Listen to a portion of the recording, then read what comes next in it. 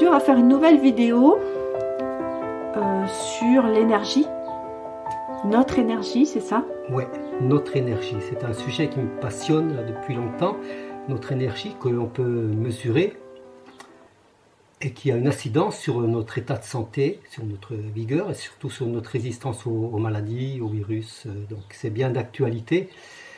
Et l'énergie aussi de ce qu'on consomme, de ce qui nous nourrit au quotidien, non seulement les aliments, mais toutes nos conditions de vie, ce qu'on voit, là, nos relations.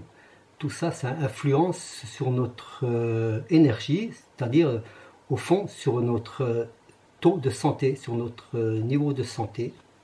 Est-ce qu'on pourrait faire une comparaison, par exemple, avec la batterie d'une voiture? Oui, c'est ça, oui.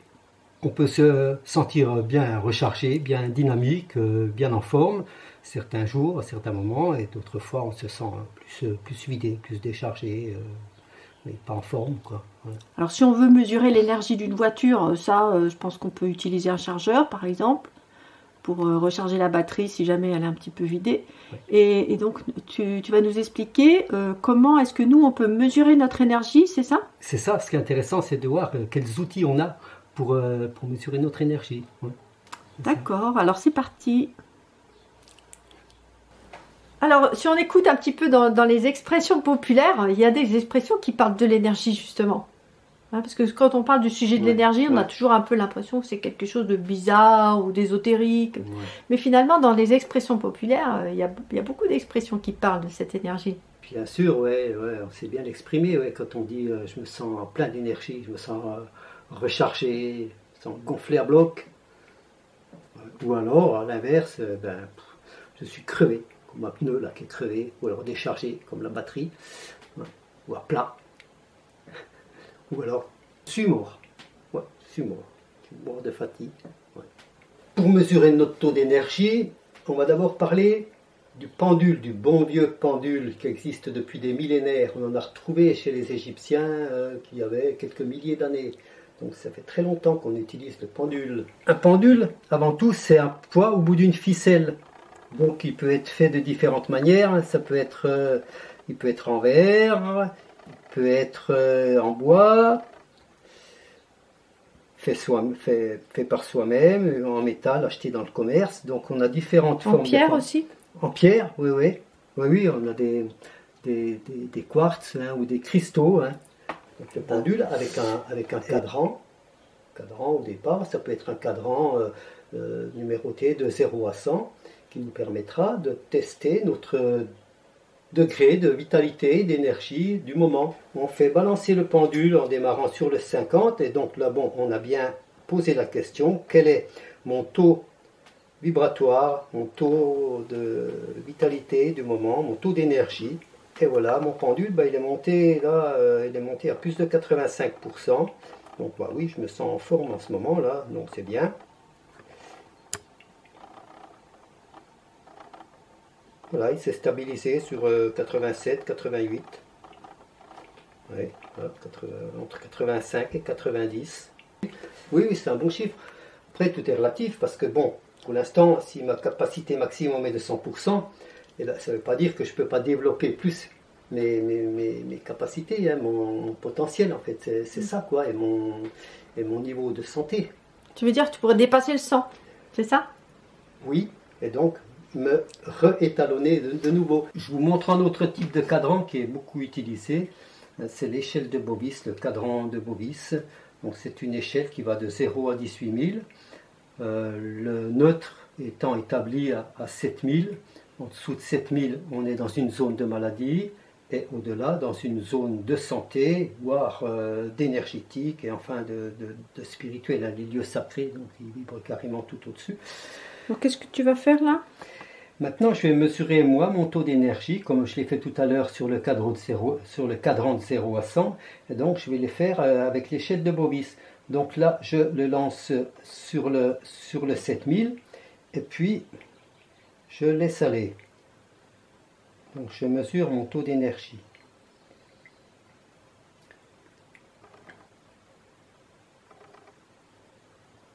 Ça monte tranquillement. À partir de là. Voilà. il est stabilisé à 10 300. Donc c'est dans une zone de bonne santé.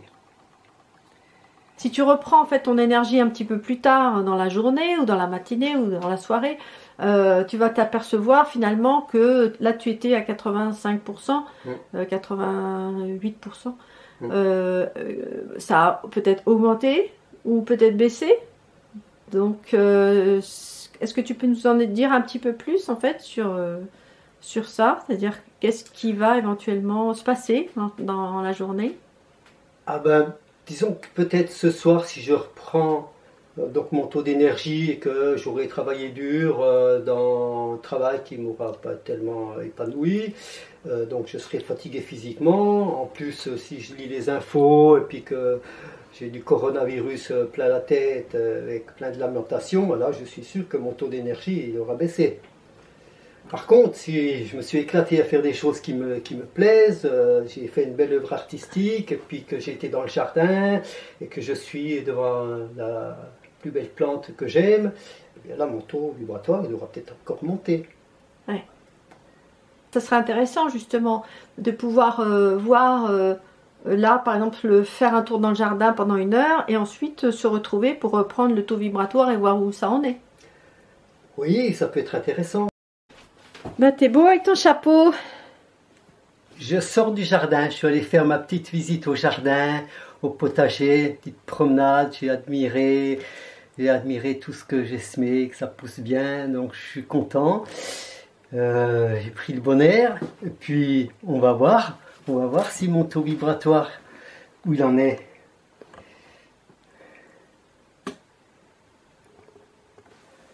Je laisse aller le pendule, hein, tout chousse, hein, ça va où ça veut.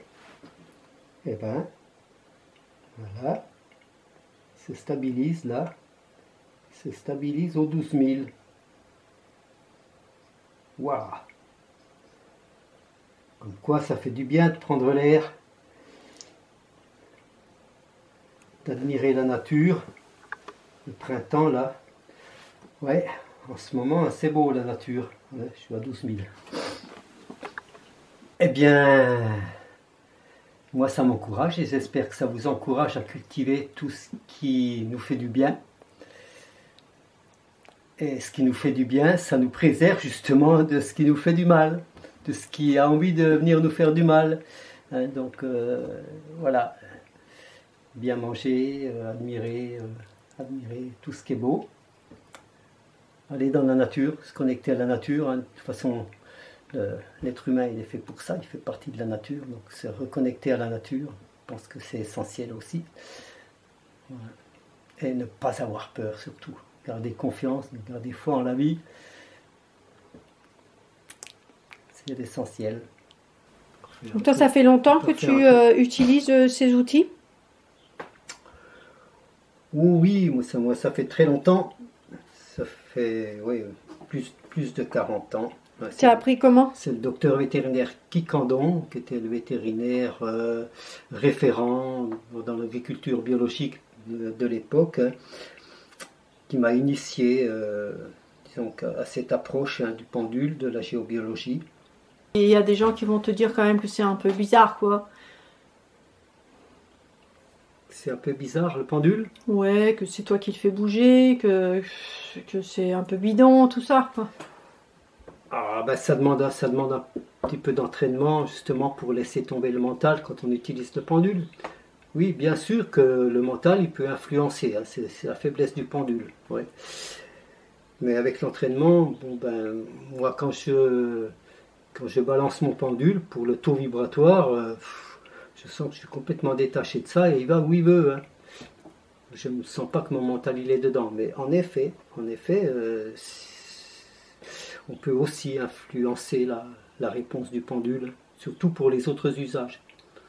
Pour l'usage là que l'on a vu, hein, pour mesurer le taux vibratoire en le balançant sur le cadran, je pense que le mental ici mais il influencera moins facilement que pour d'autres usages. Dans les différentes choses en fait de la vie, qu'est-ce qui fait qu'est-ce qui peut faire baisser en fait l'énergie, notre énergie vitale justement? Qu'est-ce qui peut la faire baisser? Pas mal de choses. pour l'instant, on s'en aperçoit avec cet épisode du coronavirus hein, qui fait même un égrégore, c'est-à-dire une espèce d'ambiance mondiale, de peur, de drame, de stress.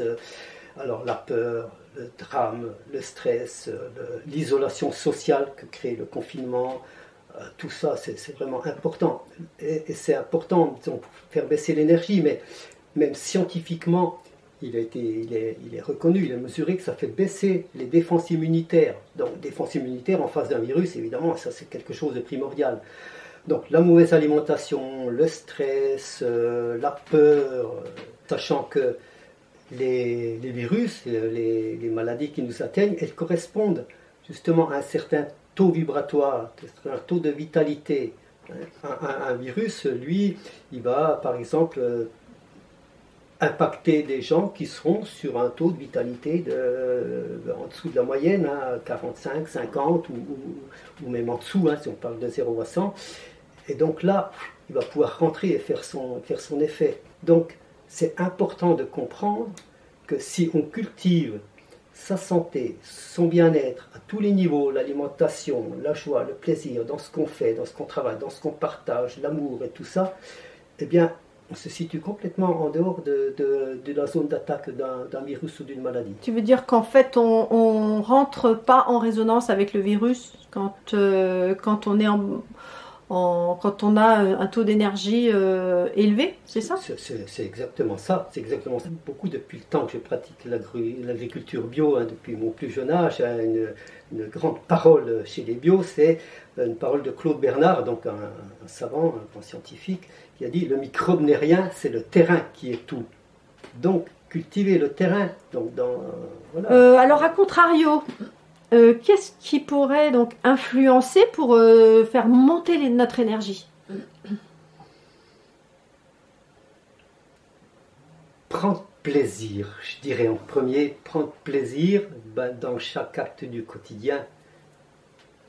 Donc il y a la nourriture, hein, dont on a déjà parlé, donc prendre plaisir, déjà à la fabriquer au jardin, quand on est dans le potager, ça peut être très agréable hein, de voir pousser les choses qu'on a semées, et puis prendre du plaisir à préparer ses repas, à les prendre, hein, se nourrir avec plaisir, je dirais même. Alors comment on fait pendant des périodes justement, par exemple, il peut y avoir des épidémies, des virus, comment est-ce qu'on fait justement pour, comme tu disais, prendre du plaisir? Parce qu'en fait, on n'a pas tellement envie de prendre du plaisir. Là, en ce moment, on se demande ce qui va arriver, on se demande comment va tourner cette épidémie, comment on va s'en sortir, etc. Donc, tu vois, c'est pas évident l'idée de dire je vais prendre du plaisir. Ben oui, ça paraît en théorie comme ça, mais en pratique, ou si tu vas bosser et que ton boulot, c'est difficile, tous les jours faut aller, t'es bien obligé quand même d'aller travailler, même si tu n'aimes pas ton patron et ton boulot. Donc voilà, comment tu fais pour mettre en application finalement cette idée de je vais prendre du plaisir dans la vie? Oui, c'est sûr que pour l'instant, il ne s'agit pas non plus de dire qu'on peut transgresser le confinement, c'est-à-dire aller se balader où on veut. Il ne s'agit pas de rajouter encore de la peur aux autres gens qu'on risque de rencontrer. Donc de toute façon, eh bien, il faut accueillir les conditions et puis en faire le meilleur de ce qu'on peut. Donc chez soi, bon, si on aime dessiner, la musique, évidemment, si on a un jardin, en profiter un maximum, quoi. Faire tout ce qu'on n'a pas eu le temps de faire au jardin et puis qui nous plairait de faire, faire encore un petit peu plus de potager cette année. On a plein de choses à faire. Et puis alors évidemment, comme le lien social, le lien social est très important, il nous nourrit, il nous recharge en énergie, autant que l'isolement social, lui, nous ferait dépérir. Donc, on a un formidable outil qui est justement Internet, quoi, hein, qui est les réseaux sociaux. Et ça, profitons-en. Profitons des réseaux sociaux pour continuer à communiquer, à être en lien avec nos amis, avec tout le monde, pour transmettre ce qu'on a envie de transmettre, pour s'enrichir aussi. Ce que j'aime bien, c'est montrer l'impact des aliments aussi. L'impact des aliments sur notre taux vibratoire. D'abord, chaque aliment lui-même peut être testé. pour voir s'il vibre en dessous de nous ou au-dessus. S'il vibre en dessous, il va faire baisser notre énergie. S'il vibre au-dessus, il va avoir tendance à la faire monter. Donc il y a beaucoup à dire sur l'alimentation et sur la qualité des aliments, qui est quand même un élément primordial de notre quotidien. Donc ça voudrait dire que suivant ce que tu vas manger, ça va faire monter en fait ton énergie ou ça va la faire baisser, c'est ça? Absolument. Mais donc ça dépend des calories? Ben, pas que des calories. Hein, la qualité d'un aliment, elle dépend déjà de la façon dont il a été produit.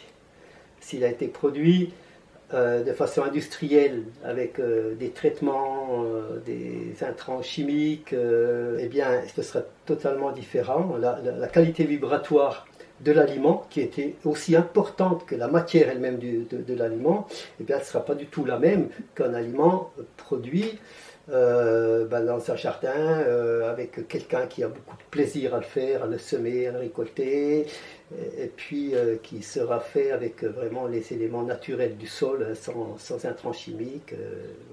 Je voulais te demander aussi des aliments, on va dire, qui seraient des super aliments, des boosters d'énergie. Ah, moi, ça me fait penser au kéfir.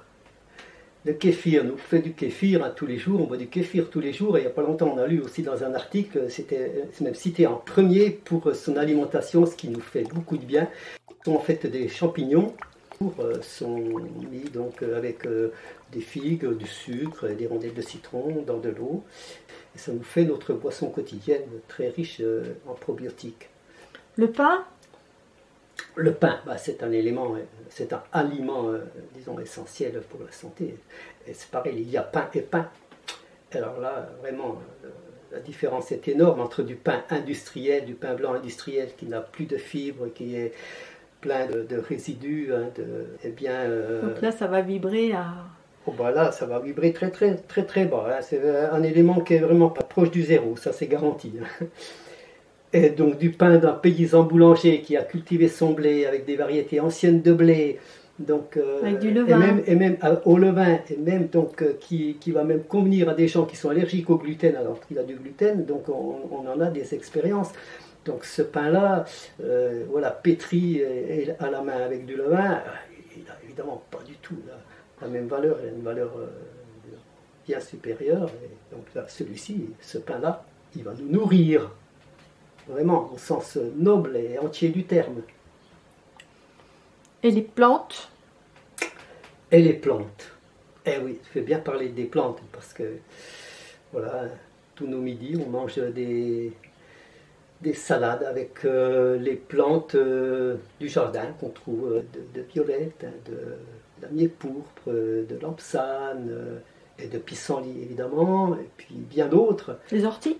Et des orties, oui, des orties. Bon, les orties, on ne les mange pas crues en salade. Hein, mais... Donc il y a beaucoup de vitalité dans ces plantes-là. Ah oui, surtout quand on vient de les cueillir, bien sûr. C'est ça, ouais. Tu les cueilles et tu les manges un quart d'heure après.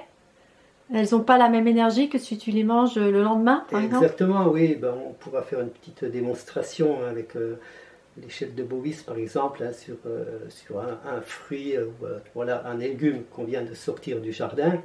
Et puis un légume qui a traîné et puis qui est défraîchi, il n'a plus du tout la même vitalité.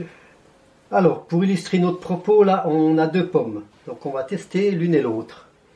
Je prends la première dans ma main.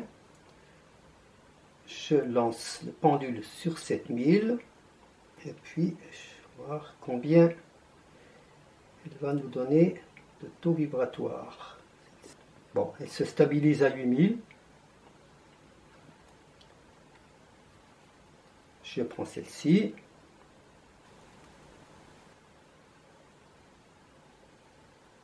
Au dardard, elle monte plus haut, celle-ci. Ouais. Là, on a un bon 10 000, là. Ouais, légèrement plus de 10 000. Bien. Pourtant, ce sont deux pommes, hein, ce sont deux pommes qui ont été cultivées en agroécologie, sans intrants chimiques. Elles viennent du même verger? Elles viennent du même verger, mais il y en a une qui commence à pourrir un peu. Là, on voit qu'elle a un début de pourriture, ce qui fait déjà baisser son taux vibratoire. Quand tu vas dans les magasins, par exemple, pour choisir des aliments, tu emmènes ton pendule? Moi non, parce que c'est pas évident de se montrer avec un pendule, mais on en voit qu'ils le font, hein. Mais en l'occurrence, ça m'arrive de choisir des aliments avec mon biochamp. C'est une autre technique. Donc c'est une autre technique, c'est-à-dire de sentir son enveloppe d'énergie qui augmente ou qui diminue quand on se connecte à un aliment. Tu nous le fais là par exemple? Imaginons que tu sois dans un magasin et puis que tu veuilles choisir une pomme à ce moment-là. Eh bien, mon biochamp avec ma main, donc là, hop. Donc c'est quoi ton biochamp exactement? Mon biochamp, c'est mon enveloppe d'énergie. C'est une couche de rayonnement. T'as des couches. J'en tiens une couche, oui. Une couche d'énergie parce qu'il y a des harmoniques qui vont à plusieurs mètres. On rayonne vraiment plus qu'on ne se l'imagine. Donc là, ma couche d'énergie, eh bien, voilà, elle est pas mal en ce moment-là.